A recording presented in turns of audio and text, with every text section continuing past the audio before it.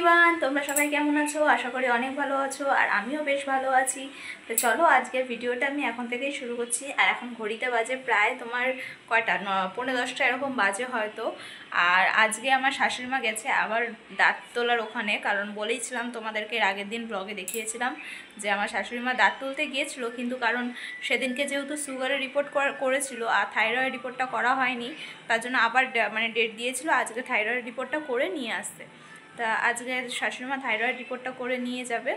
তা নিয়ে গেছে, গিয়ে এখন একটু আগে আমার মাসি শাশুড়ি এসেছিলো।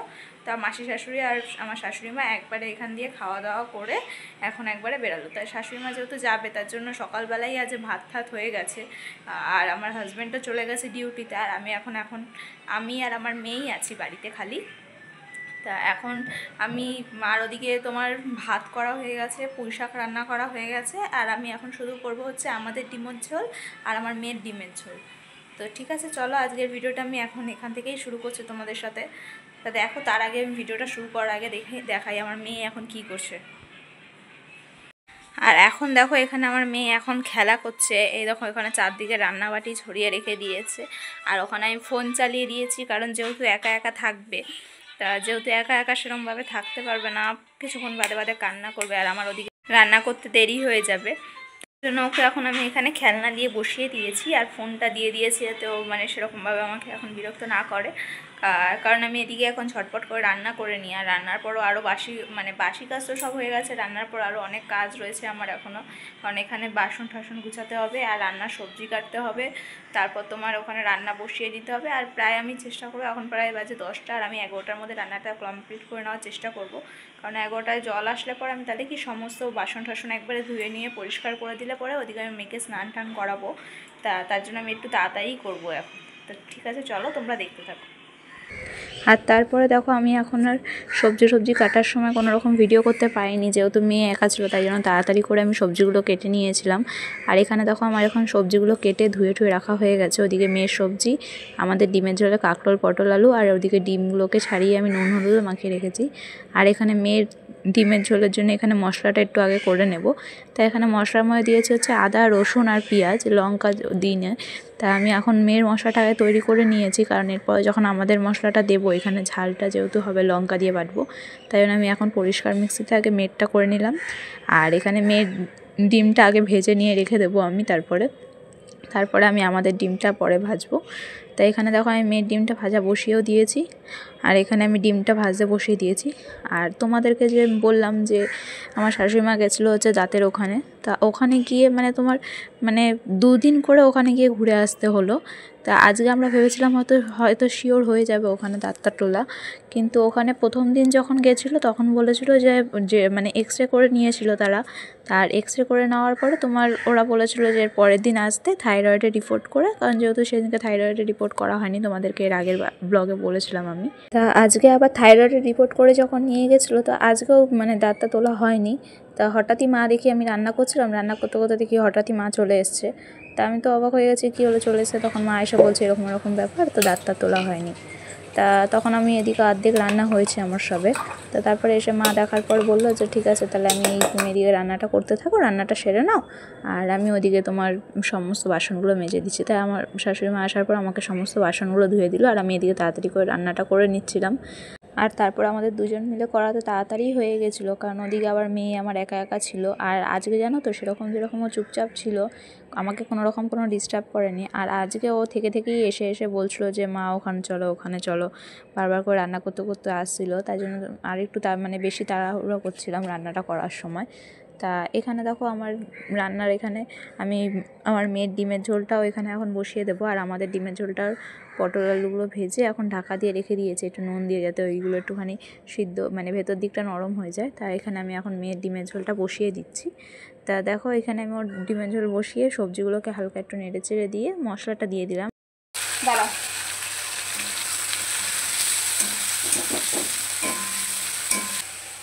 কি হয়েছে?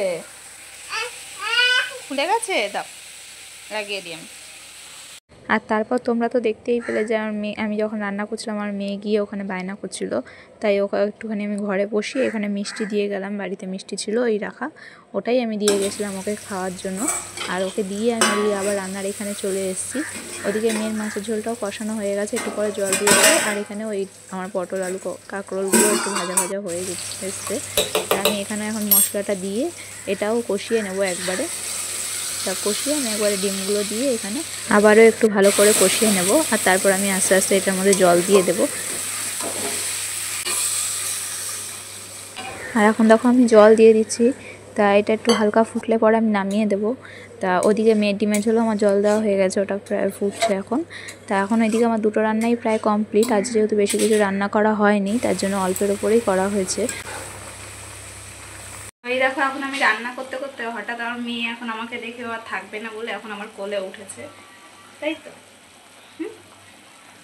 তা এদিকে আমার ডিমের ঝোল হয়ে গেছে, এখন দেখো তোমরা ফুটছে এখন ডিমের ঝোলটা। কি করবো তুমি এখন? নাকে হাত দেয় না, গরম বাবারি বাবারি বাবা। দেখো হ্যাঁ কি নিয়ে যা? ছাতা? কোথায় যাবে? বাইরেও বৃষ্টি পড়ছে। বৃষ্টি পড়ছে তো। তুমি কি খেয়েছো বলে দাও, এখানে কি খেয়েছো তুমি? বলো মিষ্টি। মিষ্টি খেয়েছি। একটু বসো, আবার একটু বসো। কোনটা খাবে? কোনটা? ওইটা খাবে? আচ্ছা ঠিক আছে। আর তোমরা তো দেখতেই পেলে আমার মেয়ে আবারও রান্নাঘরে গিয়ে আমার কাছে কোলে উঠে গেছিলো। তা আজ জানি না কেন ও কিছুতেই থাকতে চাচ্ছিল না একা একা, তার জন্য কোনো রকম তাড়াতাড়ি করছিলাম ওদিকে। তা এখানে এসে দেখি আবার মেয়ে এখন খাটের ওপর দিয়ে উঠে উঠে লাফাচ্ছে। বাবালি গুড গার্ল,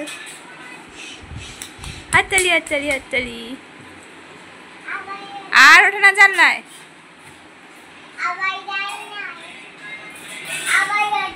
আর ওঠে না জানলা।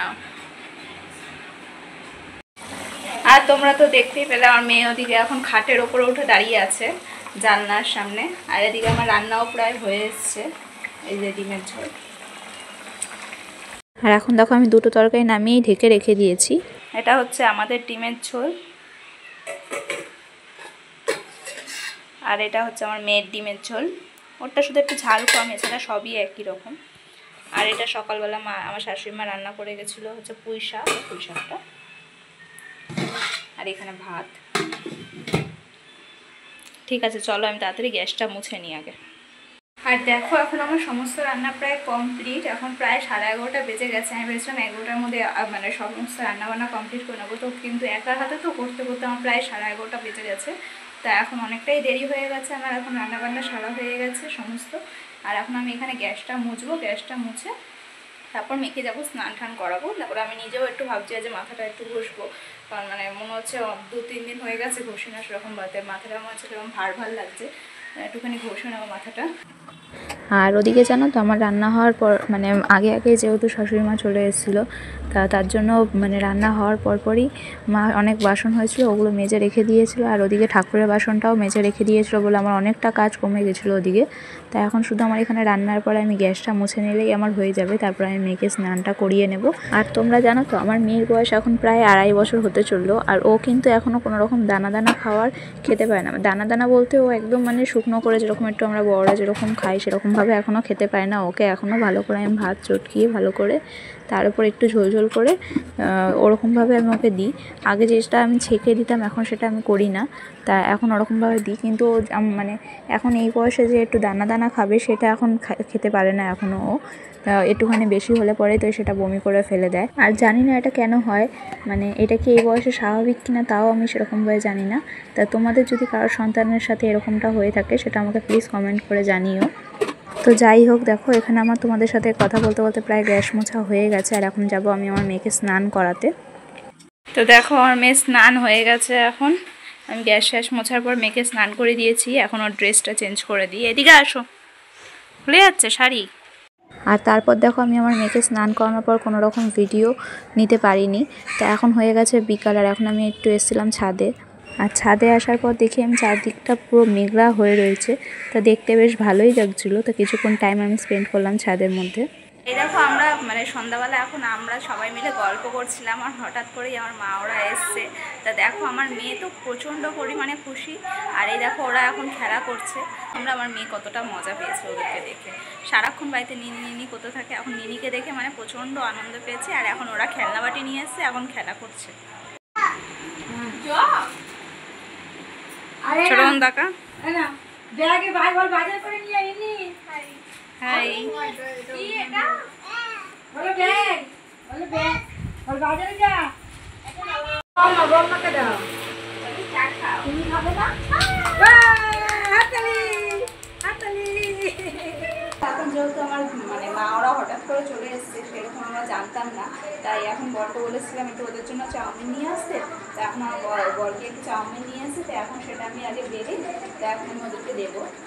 আর আমার মেয়ে তো ওদেরকে দেখে খুবই খুশি, নিনিদেরকে শুধু বলছে নাচ করতে নাচ করতে। ওর নিনিরা তো নাচ করলে তো আপনারা দেখলেনি। ঠিক আছে, চলো আমি আগে ওদের চাউমিনটা আগে বেড়ে নিই। এখন আমার এখানে চাউমিনটা দেখো বাড়া হয়ে গেছে, তাই আমি এখন সবার কাছে গিয়ে দিয়ে দেবো। আর তারপর দেখো ওরা চাউমিন খাওয়ার পরে আমার বোন ওদের নাচ দেখতে আমার মেয়ে এতটাই ভালোবাসে, তা ও শুধু নিনিদেরকে বলছে নাচ করো নাচ করো।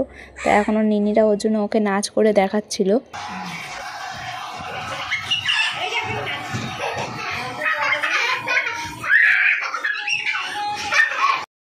আর তারপর দেখো এখানে এখন আমার মা ওরা চলে যাচ্ছে, তার আমার মেয়ের মন তো এখন খুবই খারাপ। এখনও সে অতটা বুঝতে পারছে না, ও ভাবছে যে আমরা এখন ওদের সাথেই যাব। তো এখনও সেটা বোঝেনি যে ওরা এখন চলে যাবে, ওদেরকে বাই করতে হবে। ও এখন দেখো ওর মামনির কোলে উঠে গেছে, তা উঠে ভাবছে আমরা সবাই মিলে ঘুরতে বেরিয়েছি, তার জন্য ও খুব আনন্দেই ছিল এখন। তা এখানে যখন ওরা বাই করছে তখন ও এখন কান্না করছিল। Bye bye.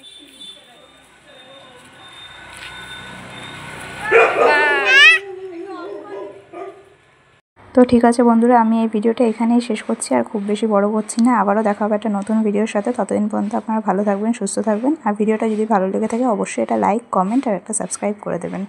বাই।